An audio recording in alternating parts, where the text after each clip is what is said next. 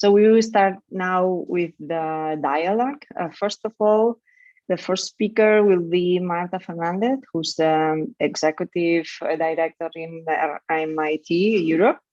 In addition to leading the team in MIT Europe, Marta works with industry in Europe to foster collaborative research and development projects and secure talent for partners. Marta has a strong interest in the impact of design and technology on the cities, particularly in the urban well-being, and is a member of the several European experts panels for nature-based solutions in cities, energy efficiency, active aging, and well-being in the built environment.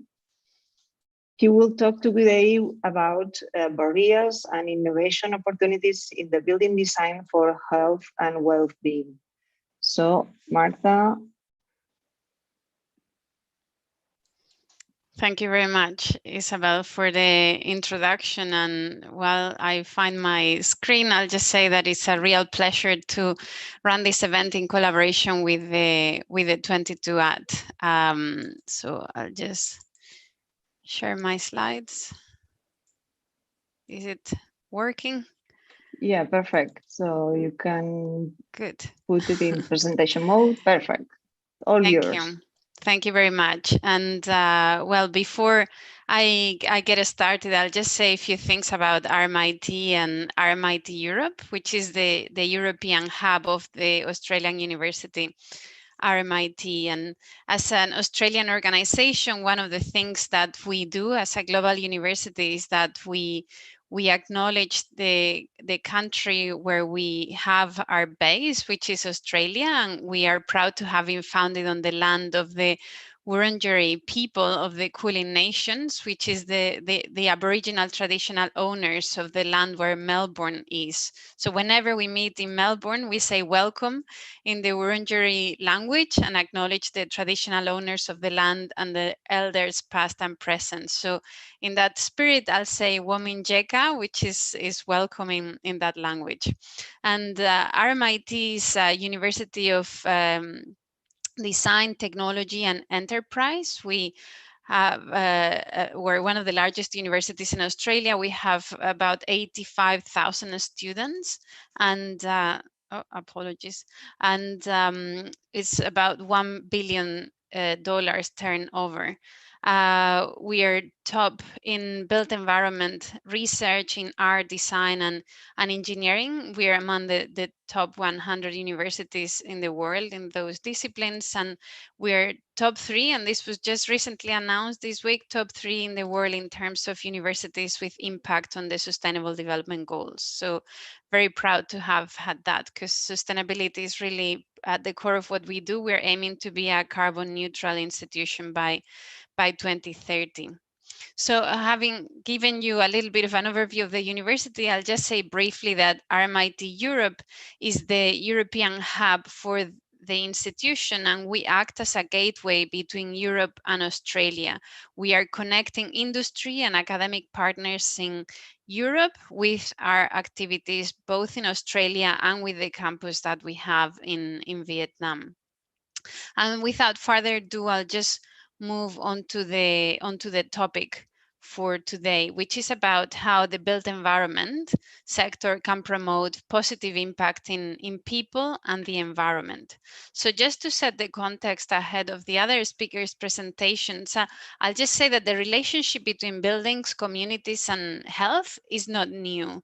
And already during the cholera pandemic, combined with technology and scientific knowledge development, it was key to make visible the impact of the environment on our health. And this in itself had impact on city planning, on building codes, and led to major progress in public health and sanitation. However, when we think about chronic disease, which is the most prevalent incident, as you can see on the slide, this has been less successful as a driver of change in the built environment. I'm considering that perhaps COVID-19 has actually renewed a sense of urgency and an interest on the role that buildings are playing on health. So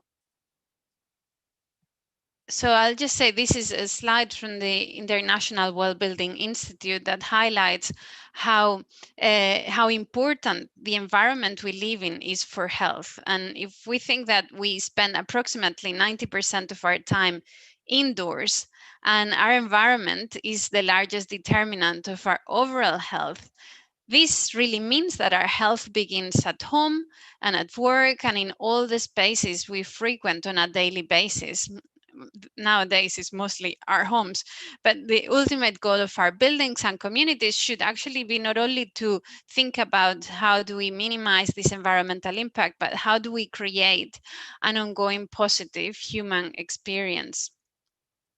And an example of this, for example, is that poorly ventilated spaces have been linked to increased absences and higher operational costs and decreased productivity. And there is a study that shows that how 35% of total absenteeism in the US is actually due to insufficient provision of fresh air in buildings.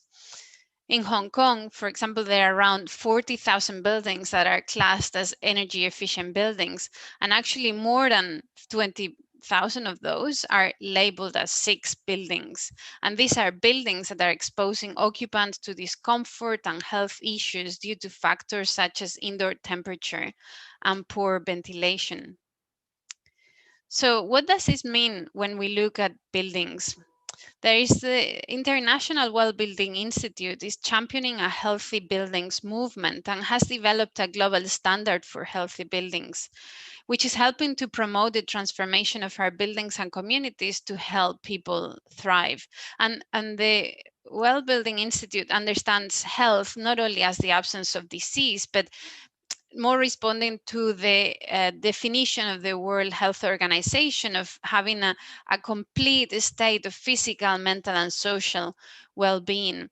I'm a member of the International Well-Building Institute Research Advisory, and I've been working over the last year with other experts around the world to develop the research agenda that was launched in January this year. And the approach for the standard, what it does is that they consider factors like air quality, access to water and healthy food, lighting, the ability to keep active, thermal comfort, noise, construction materials, mental health, but also the community. And I thought I would just touch on some of them as examples. So first of all, air quality, which, these days where we are all going around with masks, we're immediately thinking about the transmission of infectious diseases. But actually, air pollution in homes has been rated by the Lancet Review study as the 10th most significant cause of ill health for the world's population. So interventions like ventilation and operable windows or filtration systems or systems for construction pollution management can all be helping to improve indoor air quality. And it is a fine balance when we are considering, energy efficiency, insulation, and air quality. So there is plenty of space for innovation and to identify solutions for that.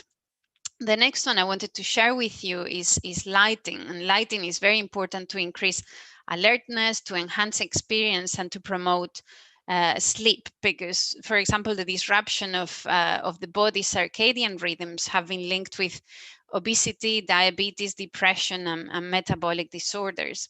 So interventions that we can bring in on lighting could be occupant control, daylighting access, light quality, provision of access to natural light on indoor spaces, and so on. Another factor is how movement can be promoted in buildings, and particularly when we know that 93% of the world's population are physically, that analysis that was done with 93% of the world population through a survey on 146 countries show that a quarter of the adult population are actually physically inactive. So we need to be thinking about the strategies around active furnishing, movement and circulation, how we do site planning, how can we plan physical activity inside the building, and so on. Another one that we mustn't forget is mental health and how we consider mental health, because over 30% of adults will be experiencing mental health conditions during their lifetime. So there are interventions that one can do, like community gardens, access to nature, sleep support, focus support, that can actually help to reduce absenteeism in businesses and enhance overall perceived health. So these are just some very quickly run through some of those factors that we consider to promote health in buildings. But what happens in cities? Because built spaces in cities really should be designed and developed so that they can enable all individuals to access, participate, and thrive within the systems and structures of each of the communities. And this is what contributes to shape individual and collective health outcomes. So I'll just briefly share with you something that we've done at RMIT, which is the Australian Urban Observatory, and it's something developed by Professor Billy Giles Courting, and it's a digital platform that translates complex urban data into easily understood livability maps. And we've done this across the 21 largest cities in Australia. And this index, as I mentioned, combines indicators of livability and how they are associated to health and well-being outcomes. So these are some of you see on the slide, some of those indicators of livability. And just to show you a couple of maps, and I think checking how I'm doing on time, I'll wrap up shortly, is that, we can capture these metrics, which are very important to provide data at all levels of government, industry, and the community. So for example, here in this map, we see that about 50% of the residents of Melbourne are living within 400 meters of our large open green space. And with this map, you can see where the green blind spots are. Another map I can show you is on walkability, and walkability measures to ease movement of active mobility in a particular area. So neighborhoods that have access to shops and small blocks and good street connectivity will be more walkable. So this is also showing how, having more active mobility can help improve physical activity and reduce chronic disease outcomes. So this is and these are, a project that we're running at RMIT around urban health. And just to finish up, I'll just say that a concept that is being very now accepted in Melbourne and is actually being taking part as the core of the strategy of the state of Victoria for the post-COVID recovery is the concept of the 20-minute neighborhood. I think in Europe is more the 15-minute neighborhood because we tend to have smaller distances than in Australia. But it's all about how everything that is required for daily living is within a 20-minute transport trip, public transport trip, or a bike ride, or a walk from home. So it's something that, we can consider as we reflect on the concept of a healthy city. So just to sum up, I'll just say that to be able to have these healthier urban centers, we need to be having a long-term vision, because most of the interventions we do in the built environment will be there for 30 to 50 years.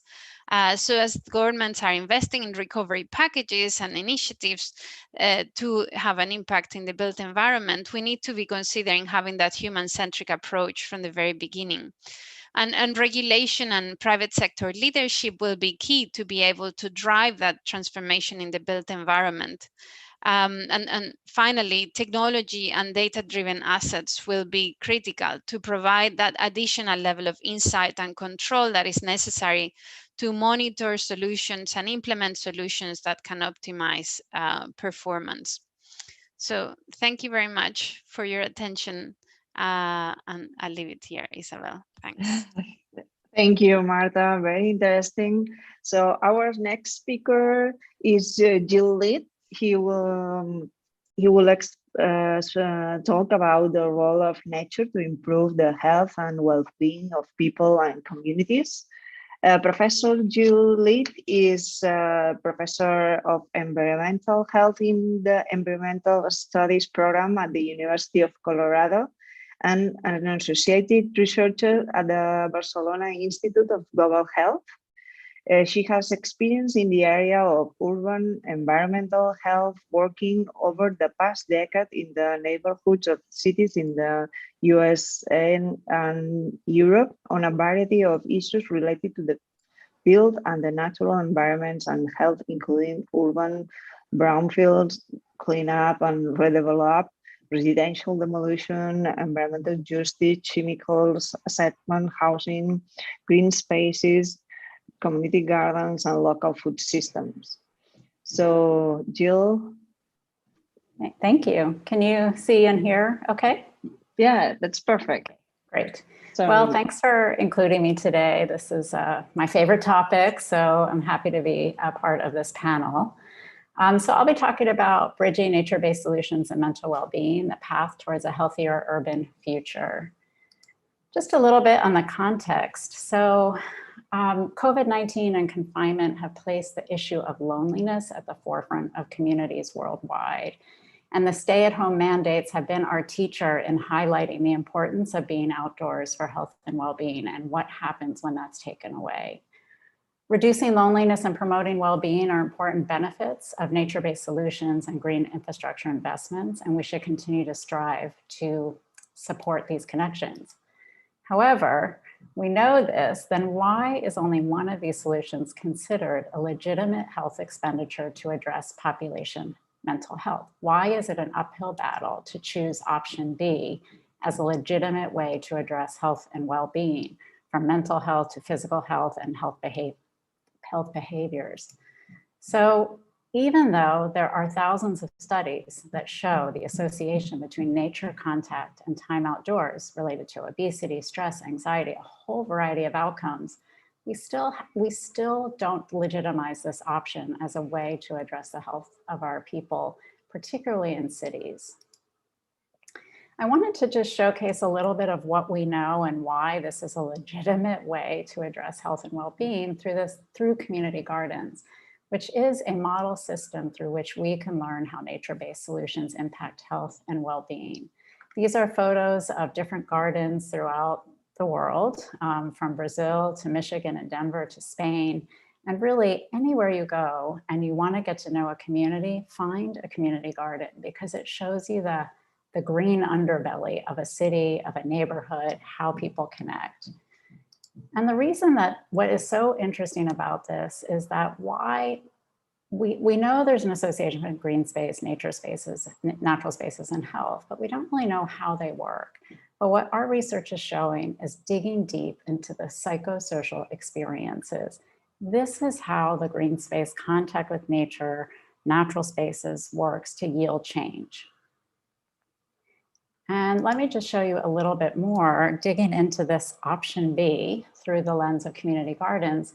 We've been able to elucidate the different processes by which gardens can impact health. So there are some direct benefits by participating in a garden that relate to health, but there's also, it's very, very important to look at the mediators, the ways in which people connect interpersonally with one another, so the social aspect, intrapersonally, so looking at things like competence, self-efficacy, the things that people, it's the individual.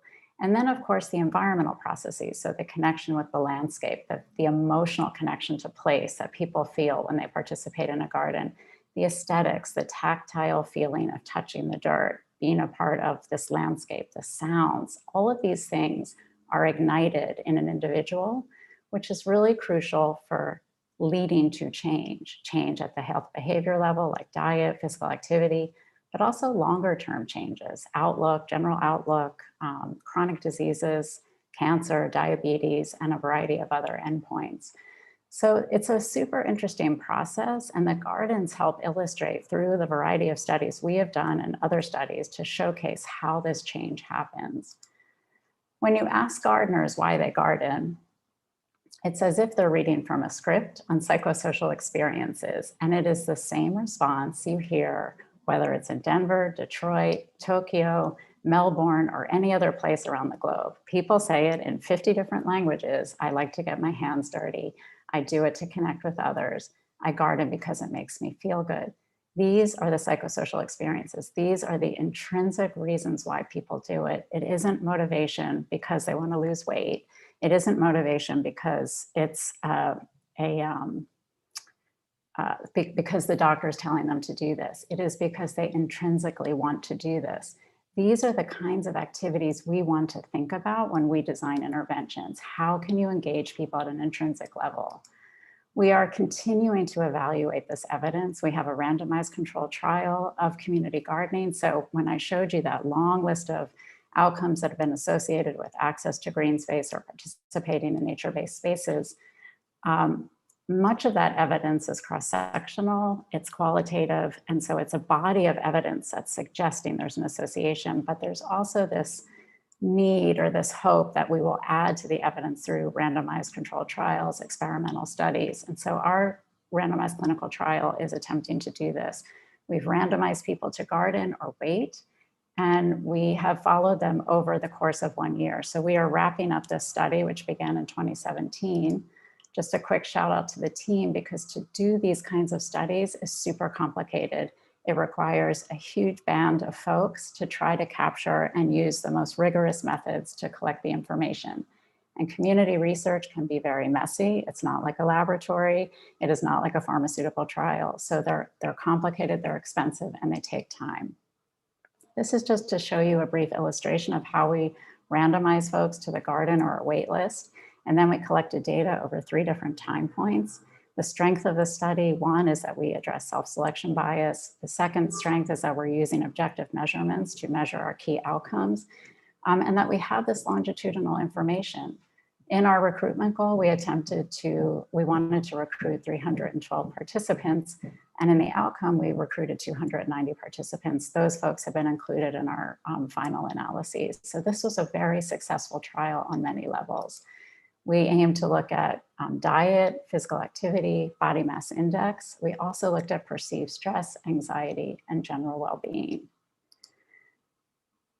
And so now we've taken this information and we're now broadening. We say that gardens may be for some people, but they're not for everybody. So we're also looking at expanding this, taking what we've learned, the ingredients of what makes a nature-based intervention work, and trying to expand it into other areas. And so we've called this nature-based social prescribing, tipping the balance towards more sensible, affordable, sustainable, scalable nature-based interventions to address health and well-being.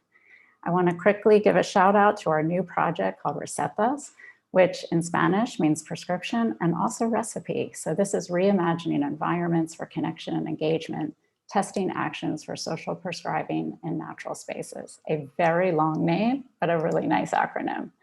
This is a research and innovation project. We will test nature-based social prescribing interventions in 6 cities across the globe to address loneliness. It's part of the European Commission funding program for the BHC 29, Innovative Actions for Improving Urban Health. The study is coordinated out of IS Global. And I do want to just quickly show you our partners, capturing partners in Spain, France, England, Australia, Ecuador, Austria, Finland, and the United States. And just quickly, how are we defining nature-based social prescribing? This is a community, a non-medical community, that's my timer, referral program that links individuals with nature-based social opportunities like walking clubs, guided cycling excursions, boating, river walks, and so forth. And just quickly, here are our cities that will be participating. We'll run 3 randomized controlled trials and 3 pre-post studies. And the studies will vary depending on capacity in the respective areas that are participating. So just to summarize, loneliness is emerging as an important population mental health condition that requires attention. Urban nature-based solutions can offer legitimate ways to address mental health and social inclusion, but access is critical, and the experience of nature may be complicated because of socioeconomic, demographic, geographic, and cultural reasons. Community gardens are one solution that can level the access playing field and can activate the processes needed for change. Nature-based social prescribing builds on this and may offer a comprehensive way to bridge local nature and population health. So thank you very much for allowing me to participate. I just have a couple suggested readings, and please feel free to reach out if you have questions or want to get involved and reset this. Thank you, Jill. Very interesting. So next speaker will be Menno Hinkema. He will talk about citizens and community engagement in the design and the co-creation of solutions in the smart city context. Menno is a senior researcher at the Netherlands Organization for Applied Scientific Research. Originally trained as a linguist, Menno has spent a professional career in healthcare research and consultancy specialized in health services configuration, strategic demand prognosis, services organization, functional design of health facilities, and integrated business case analysis.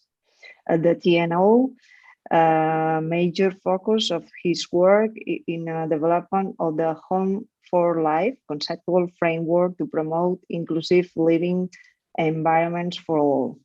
So, Menno, your turn. Okay, thank you, Isabel. Just to make it easier for you, my organization is called TNO for short, which is a bit shorter than the official name. Well, thank you for inviting me to have a brief talk here. Citizen and community engagement, this is a topic, always nice to have a simple topic to get your mind around.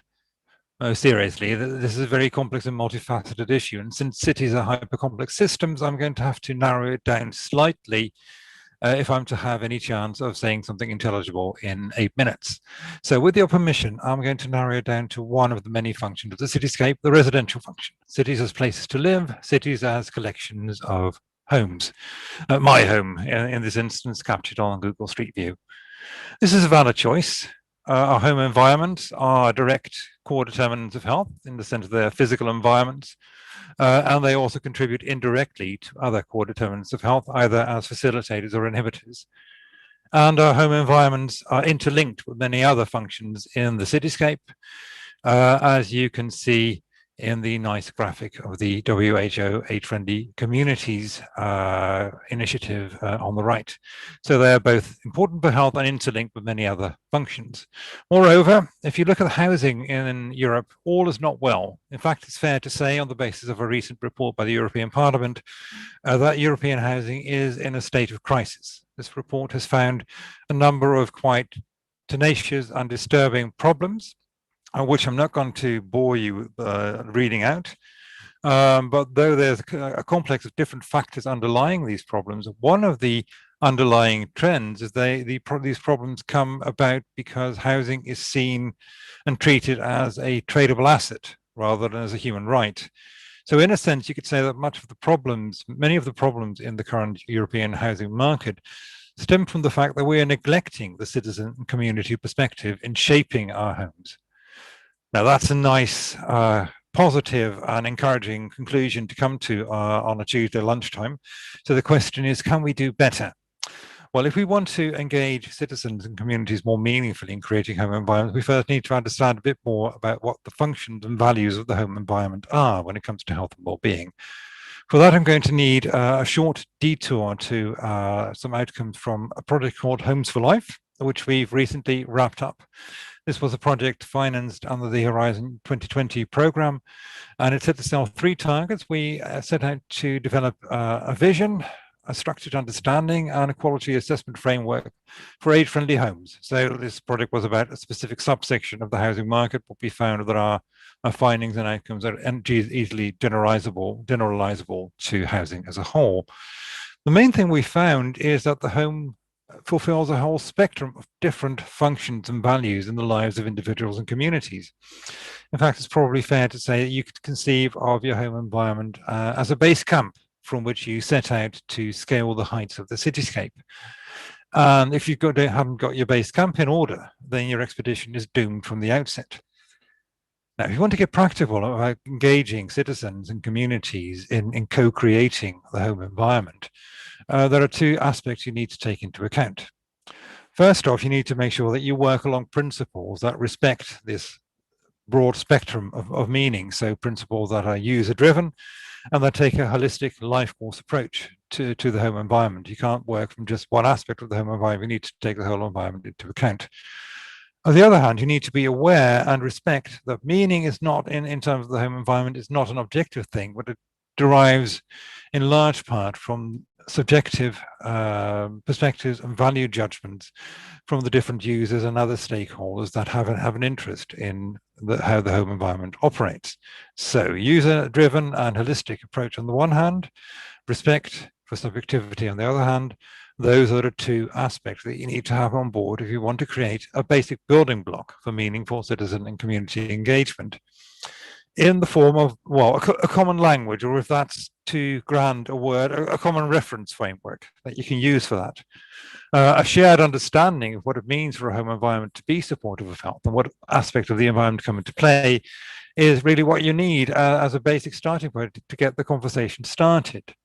Luckily, in academic research, there are a couple of areas of research that are very promising in this regard. The first of these is salutogenesis, and I won't bore you with reading out the dictionary definition, but bear in mind that some key aspects of this field are that it takes resilience, personal motivation, and personal perspective as drivers for health and well-being. Originally, this field pertains to personal health and to healthcare, but in recent years, we've seen it being applied more and more to the physical environment, including homes. And if you look at the methodology, that's logical, because the field of salutogenesis works from something called the sense of coherence. The extent to which we experience an environment as enabling and supportive depends on whether it gives us a sense of coherence or not. And a sense of coherence is made up of the degree to which we can understand our environment, to which we feel we can manage and control it, and the extent to which it is meaningful to us. And this sense of coherence applies both to the outcomes, so what an environment does and what it looks like, as to the process, so what steps have been taken to create this environment. Now, the second academic approach I want to highlight will probably be familiar to many of you working in this field, which is the general area of placemaking. Again, I won't bore you with one of many possible definitions, but bear in mind that placemaking, where salutogenesis approached the home environment from the bottom up, as it were, from the perspective of the individual occupant, placemaking starts from a larger spatial scale. Placemaking tends to be about the design and creation of public spaces, of neighborhood level facilities. But a number of key elements in placemaking are really very relevant if you want to engage citizens and communities in co-creation of homes, is that they treat the design of spaces and physical environments as a matter of co-creation or spontaneous creation and continuous creation.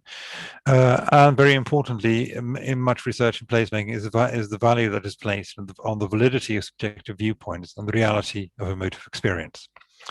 So, with salutogenesis approaching the home environment from below, placemaking approaching it from the larger spatial scale of the public space, throw in some elements from user-centered design, and from different technology, shake well, and what you've got is a potent cocktail. So problem solved, you would say, perhaps, question mark. Perhaps when it comes to research, the world of applied research and experiments and lead users and pilots. But housing is an eminently practical thing. So you need to, if this is enough, you need to look at the way things are turned into practice. I'm going to apologize beforehand for introducing such a difficultly pronounceable example, but I'd like to look at the initiative of the Knarrenhoven, which is a series of initiatives that's gaining a lot of headlines recently in the Netherlands. Knarrenhoven are large, small-scale, cooperative housing developments. I won't go into too much detail, but they are not, in a sense, they're not assisted living facilities, they are not sheltered living facilities, they are not residential care facilities, though they can transform into such facilities over the course of time as the need arises, but they are very much housing initiatives. And the important thing to bear in mind is all these are cooperative developments. So the initiative to create them comes from the people who actually want to live there. All these initiatives are user and occupier driven. We have professionals, so property developers, architects, engineers, builders, facilitating the process, but they don't direct where the project is going. There's a number of other aspects, but in many respects, these initiatives, so user-driven, cooperative, taking a life course perspective and a holistic approach with housing as the basis to look at later life, is very much what we think the doctor ordered. So you'd expect that by now, this initiative has been around for a number of years, by now you'd see hundreds, if not thousands, of these facilities dotted around the Dutch cityscape. Alas, this is not so. I think by now there are 2 or 3 of these Klarrenhoven, apologies again for the unpronounceable word, active and operational. There are a couple of more that are being built, and there's a couple of dozen, I think, that are in various stages of the pipeline. But we're not seeing the sort of scale up that you'd expect for such an eminently good idea. And the reasons for that are lie in problems that are really, I'm not going to read out because I'm moving towards the end of my allotted time. But if you look at sort of a project that are being encountered, I think many of these will be depressingly familiar on the one hand. What they also have in common is that these are problems and barriers that have to do with the fact that though these co-creative initiatives are a very good idea, we're trying to implement them and introduce them into ecosystems, into environments that are just not ready for them. So we have all sorts of system barriers, all sorts of unfamiliarity issues, all sorts of hesitancies and other interests on the part of municipalities and property developers that make sure that all these initiatives get stuck, if you like, in the pilot stage. So if you want to move from there to what priorities should be in research in smart cities innovation, then I think it's the sort of research that addresses these barriers, these ecosystem issues that we need to focus on if we want to make sure that these initiatives are not just nice to have pilots for a small group of dedicated and highly motivated citizens, but become the new sort of normal way of doing things, a normal way of creating home environments that are supportive to health.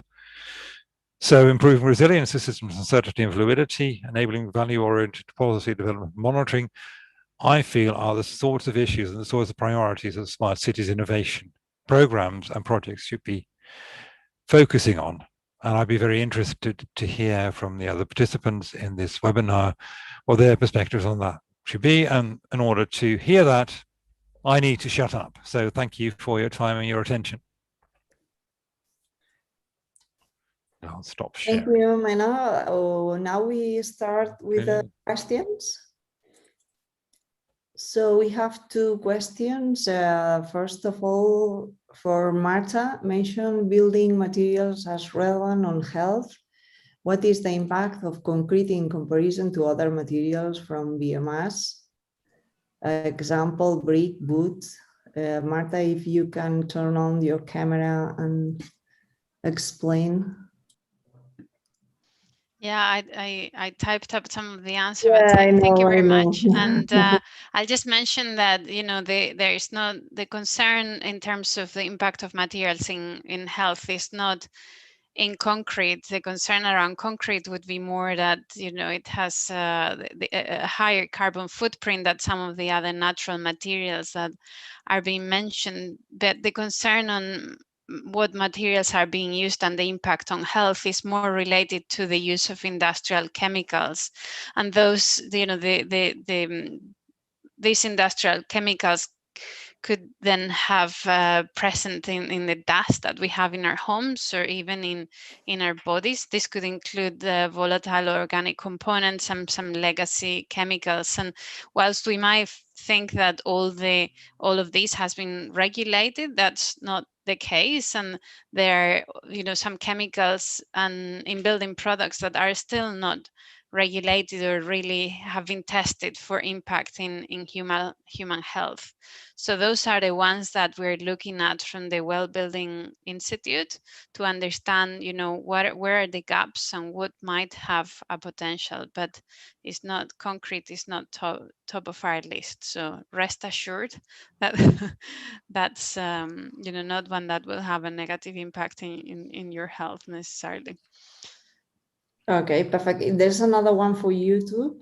how can we raise awareness among designers and urban planners about the needs of designing inclusive communities?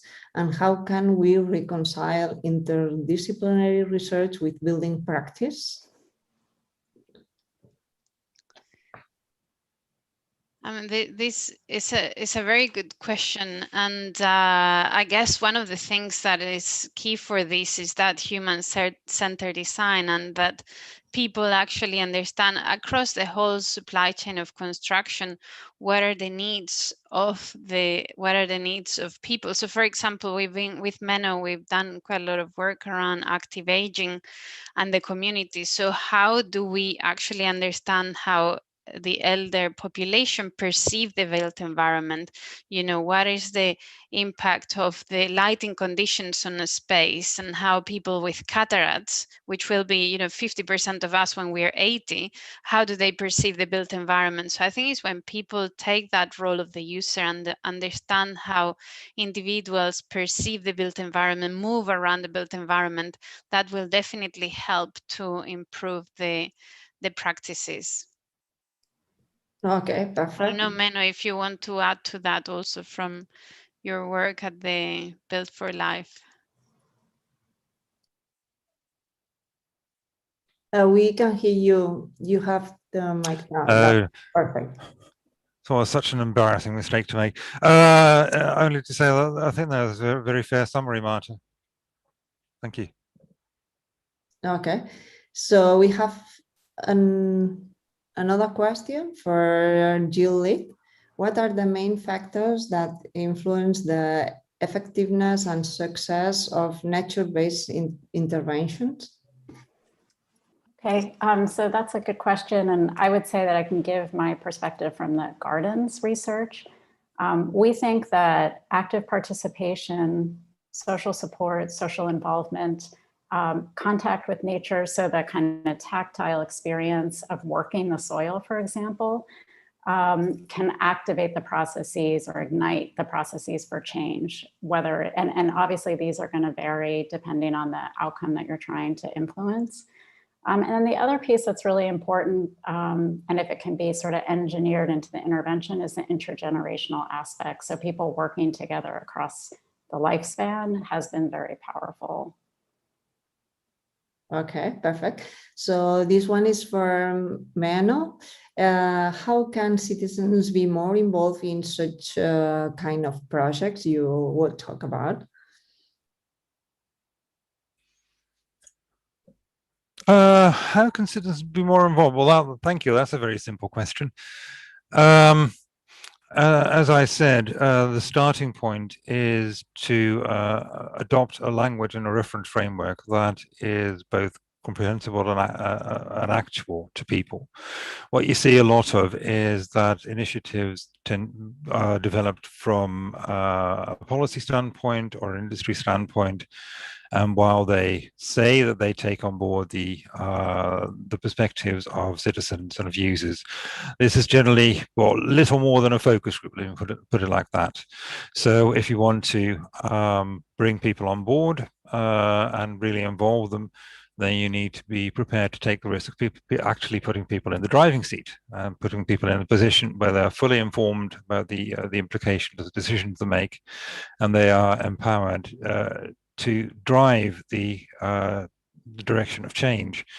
That is something that policymakers especially are very hesitant about. But if you look at the good practice examples we're seeing from around Europe, not just the Knarnow that I mentioned, but various other initiatives in France, in Ireland, in the UK, in Poland even, then this common thread of actually taking the risk of putting people in the driving seat has generated very promising results. Okay, that's perfect. So you have answered the other one too, because they say how you see the future of senior co-housing. Okay, yeah, I saw that one. It's difficult. The one thing I'd like to say about that is, as long as we continue to think about this as sort of a special problem or a special segment in the housing market, then we're not going to solve it. I think the most productive way of engaging with these various challenges on the housing market that we're having to deal with is to take to work from a value-based reference framework rather than a needs-based framework that identifies lots of little target groups or their own needs. Because if you do that, then you're going to build lots of housing that is only going to be suitable, if that, to a limited group. So it will be hard to find the business case, either social business case or economic business case, to construct them. And you're also bypassing the fact that people are individuals first and foremost, and what they want and need from their home environment is determined by their individual needs and preferences rather than them belonging to an age group or a special dependency group. Okay. Perfect. So there's another one for you. How do you think we can improve communication strategies for citizen engagement? For instance, there was opposition from neighborhoods of the super block despite the benefits of the projects present for people living in them in terms of health or other public spaces, etc.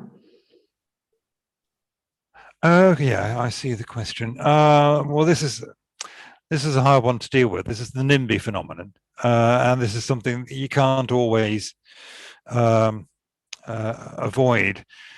You can reduce the risk of that happening by making sure you take on board and you take account of the viewpoints of all stakeholders, of all potentially interested people in good time.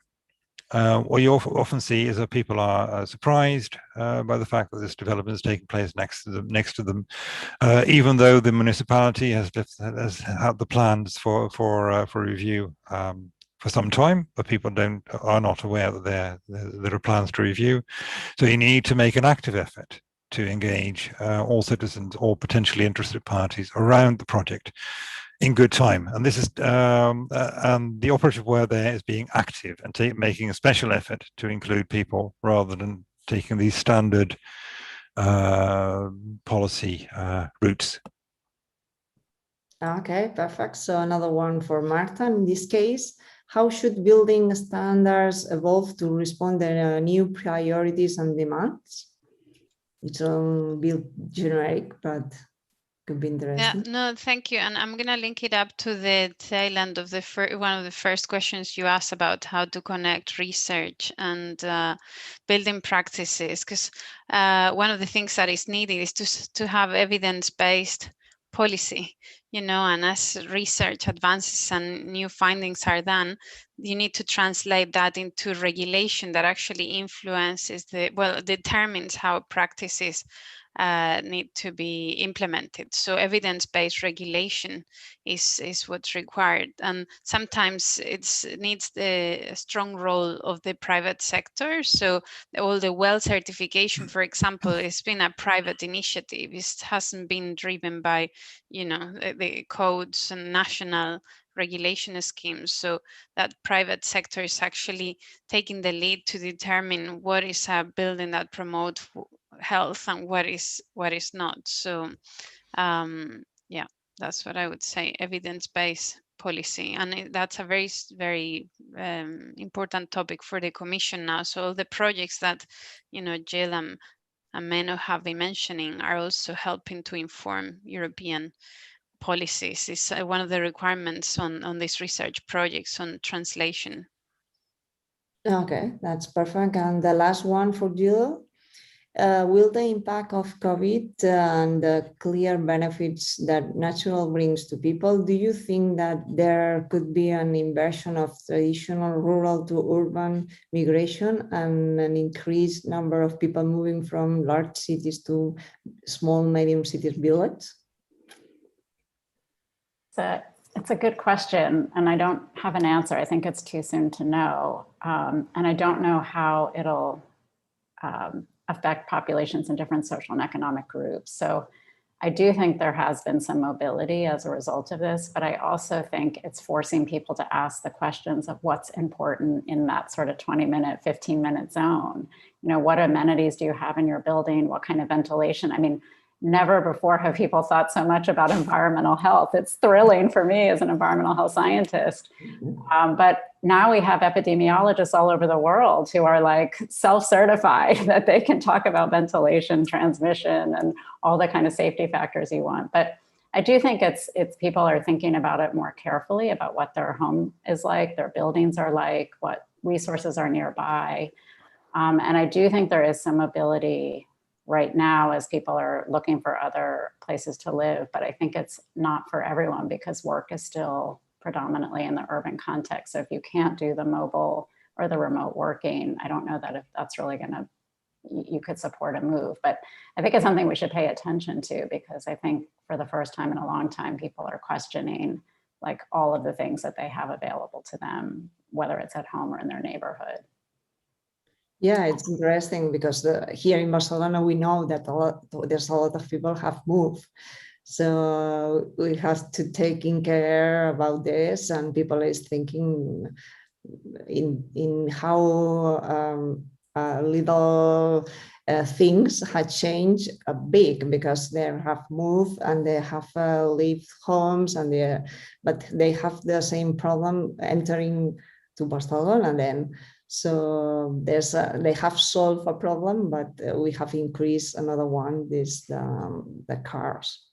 So, and I would say, I mean, I was thinking about Menno and the questions about citizen engagement. I don't know if it's okay if I weigh in, but I do think that, you know, data is super important to figure out what's happening, and getting involved and increasing the channels to engage people like on the Super IA project. I think that we, as professionals, have to be careful about the echo chamber. And when we feel we've done good engagement, when we've done good outreach, are we really like going beyond the primary or the like first degree, second degree of separation from our own personal networks and our own professional networks? And so when people don't show up, or when there doesn't appear to be a lot of opposition, or there isn't seem to be very organized, it always makes me wonder if we've actually found the people and really are generating knowledge from a broad, diverse group of participants. And this has implications for inclusion and just making sure our policies are for everyone. yeah, it could be interesting to see how future will be, because I think we'll be more connected, and maybe it's the connection with rural and city, and we will be some days in one place, some days in another place. So thanks to all for this interesting dialogue. Thanks, Marta, Jill, and Menno. Thanks to all the people here today. We will close the webinar, so you can see the video if you want it. We will put it in the YouTube. So thanks all, and see you in the next webinar. Thank you. Thank you. Thank you.